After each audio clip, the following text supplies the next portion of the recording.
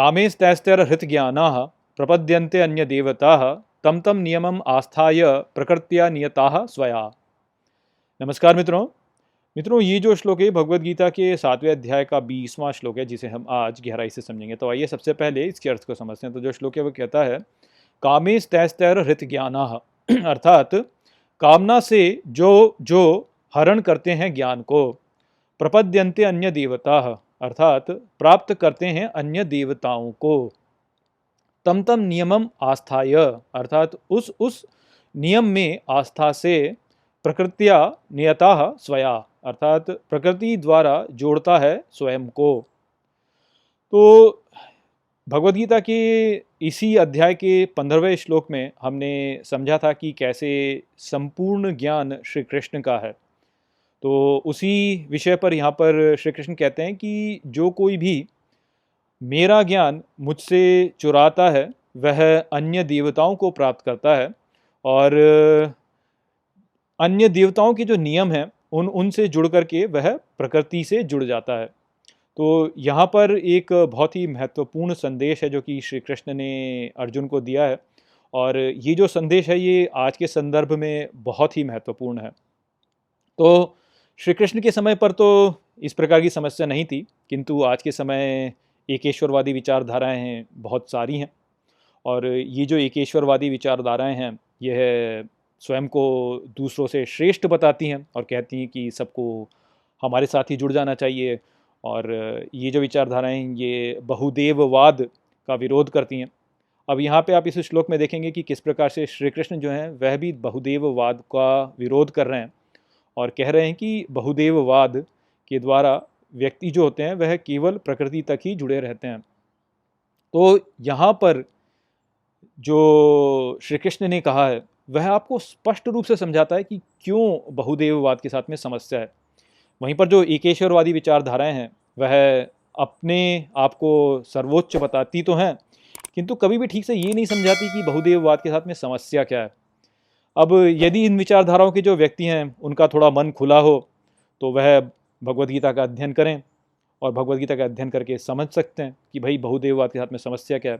किंतु भाई वो तो श्रेष्ठ हैं स्वयं से, तो वह क्यों ऐसी बहुदेववादी विचारधारा जिसको कि वो कहते हैं, यानी हिंदुओं को तो वो बहुदेववादी ही कहते हैं ना, तो ऐसी बहुदेववादी जो ग्रंथ हैं उनको क्यों पढ़ेंगे वो।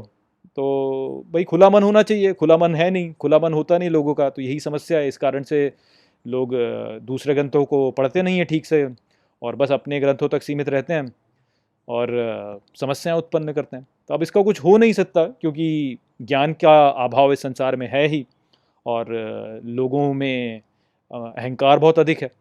बहुत अधिक अहंकार के कारण भाई कैसे मान लें कि भाई हमारी आस्था जो है वो आपकी आस्था के साथ में जो विचार हैं वो मिल रहे हैं, ये कैसे मान सकते हैं। भाई हमें तो अपनी आस्था बढ़ानी है। तो वो समस्या है जिस कारण से जो सांप्रदायिकता है वह बढ़ती है। तब उसका हम कुछ कर नहीं सकते, हम केवल ज्ञान की वृद्धि की ओर प्रयास ही कर सकते हैं। तो यदि आप उन आस्थाओं से हैं और इन भगवद गीता का अध्ययन कर रहे हैं और यहाँ पर मेरे वीडियो को देखते हैं, तो यहाँ पे आप समझेंगे वास्तव में कि क्यों आपकी आस्थाओं में बहुदेववाद को बुरा बताया गया। और यहाँ पे यदि आप इसको समझेंगे ना तो आप फिर उचित रूप से समझ पाएंगे कि समस्या क्या है और आप जो है आगे बढ़ पाएंगे। तो चलिए, ये तो जो मैंने थी वो आपको बता दिया। अब हम समझते हैं कि वास्तव में यहाँ पे श्री कृष्ण कह क्या रहे हैं और क्यों यहाँ पर उन्होंने बोला कि बहुदेववाद के साथ में समस्या है। तो उन्होंने बोला कि कामना के साथ जो ज्ञान का हरण करते हैं मुझसे, तो आप अपने चारों ओर अपने जीवन में देखिए कि हर व्यक्ति जो है वह किसी न किसी कार्य में लगा है, और जो कार्य वो कर रहा है वो किसी न किसी प्रेरणा के द्वारा कर रहा है। कोई व्यक्ति ऐसा है जो कि पढ़ाई कर रहा है और ज्ञान को अर्जित कर रहा है।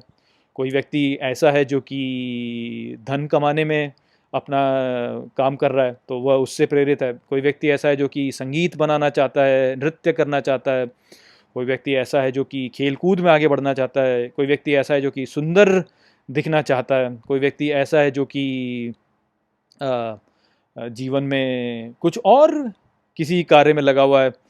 तो इस प्रकार से व्यक्ति किसी न किसी प्रेरणा के द्वारा अपने जीवन में कार्य कर रहे होते हैं। तो ये जो प्रेरणा होती है व्यक्ति के भीतर, यह प्रेरणा ही है जो कि व्यक्ति को आगे बढ़ाती है ज्ञान अर्जित करने के लिए।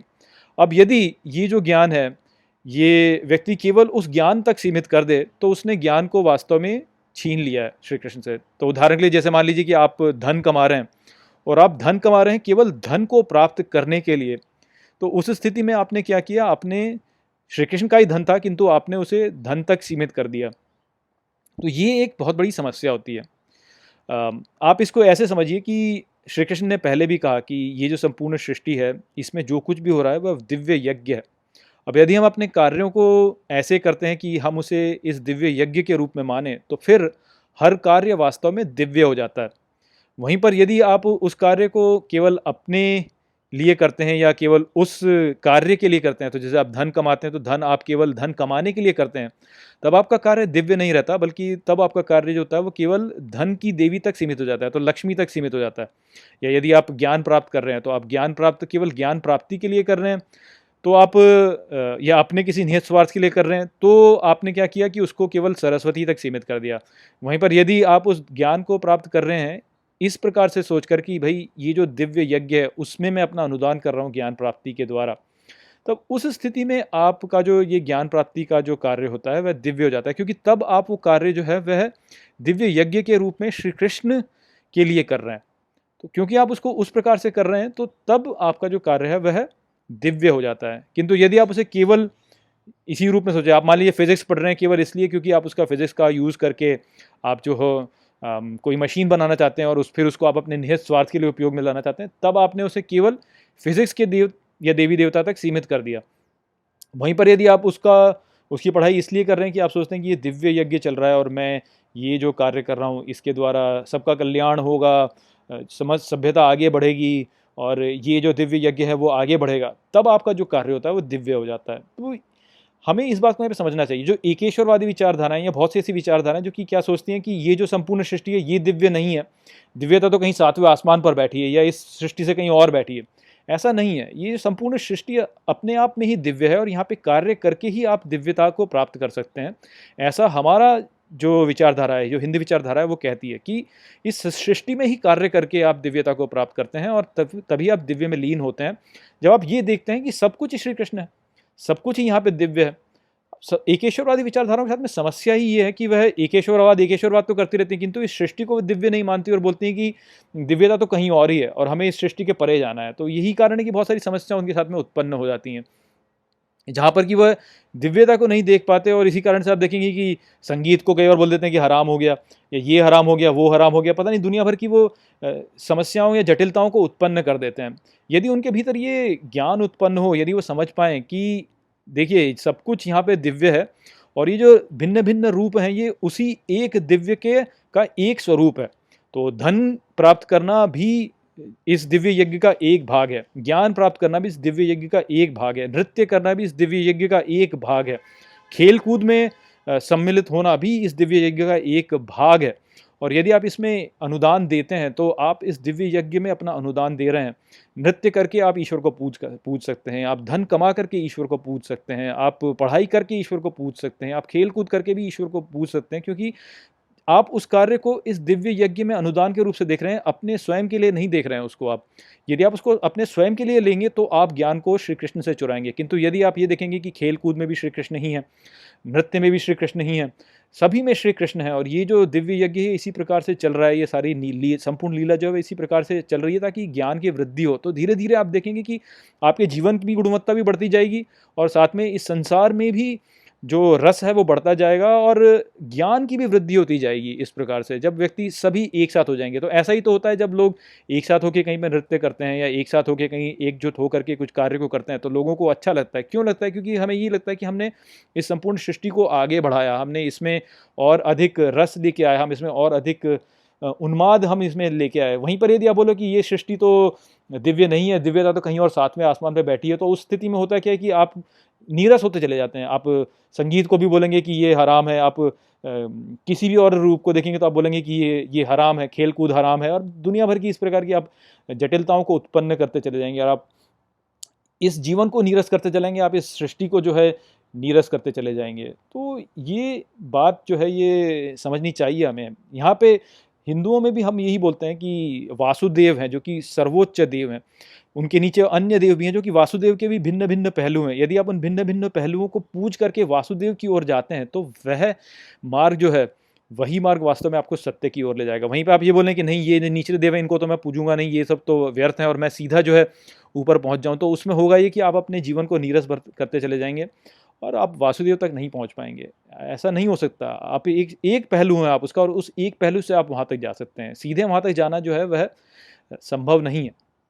तो यही बात है जो कि यहाँ पे श्री कृष्ण ने बताई, और इसको आज के संदर्भ में हमें ठीक से समझना चाहिए कि केवल एक देव तक यदि आप अपने आप को सीमित कर देते हैं, तब आप बहुदेववाद की समस्या को उत्पन्न करते हैं, और वह मार्ग वास्तव में उचित मार्ग नहीं है। आपको वहाँ तक सीमित नहीं करना है। आप यदि धन कमाते हैं तो अच्छी बात है, आप धन कमाते हैं, या आप यदि ज्ञान प्राप्त करना चाहते हैं तो अच्छी बात है कि आप ज्ञान प्राप्त करना चाहते हैं, किंतु उस ज्ञान को आप इस रूप से मानिए कि यह दिव्य यज्ञ है जिसकी ओर मैं अनुदान दे रहा हूँ। इस प्रकार के दृष्टिकोण से यदि आप चलेंगे तो आप वासुदेव की ओर बढ़ते चले जाएंगे। वहीं पर यदि आप केवल स्वयं को धन कमाने तक ही सीमित कर देंगे तो फिर आप लक्ष्मी तक ही सीमित रह जाएंगे। आप यदि ज्ञान की ओर ही सीमित, यदि आप केवल पढ़ाई तक ही सीमित करना चाहेंगे तो आप फिर सरस्वती तक ही सीमित हो जाएंगे, आप आगे नहीं बढ़ पाएंगे। वो बात है जो कि यहाँ पे श्री कृष्ण कह रहे हैं, और वही बात वास्तव में बहुदेववाद के साथ में समस्या है कि केवल एक पहलू तक सीमित मत कीजिए, ऊपर तक जाने का प्रयास कीजिए। किंतु वो एक पहलू से ही तो आप आरंभ करेंगे ना, क्योंकि आपकी स्वयं की आपका एक गुण है, आपके साथ में एक गुण है, तो उस गुण के साथ में तो आप पूर्ण जा पाएंगे ना आगे। केवल ये बोलें कि मैं एक ही गुण में से सीमित होकर तुरंत ही जो है पूर्ण पहुंच जाऊं, तो वो भी हो नहीं पाता। तो वही जो है एकेश्वरवादी जो विचारधारा है उनके साथ में समस्या होती है। तो आशा करता हूँ कि मैंने इस श्लोक को आपको अच्छे से समझा दिया होगा। चलिए इसी के साथ इस वीडियो को यहीं पे समाप्त करते हैं। नमस्ते। वीडियो को अंत तक देखने के लिए धन्यवाद। यदि आपको ये वीडियो पसंद आया हो तो इसको अपने प्रियजनों के साथ में साझा करें और इस ज्ञान को और फैलाएं। यदि आपके पास कोई भी प्रश्न है तो मुझसे इंस्टाग्राम पर जुड़िए। वहाँ पर मैं हर शनिवार रात को एक लाइव Q&A सेशन रखता हूँ और आप मुझसे वहाँ पर अपने प्रश्न पूछ सकते हैं। जय श्री कृष्ण।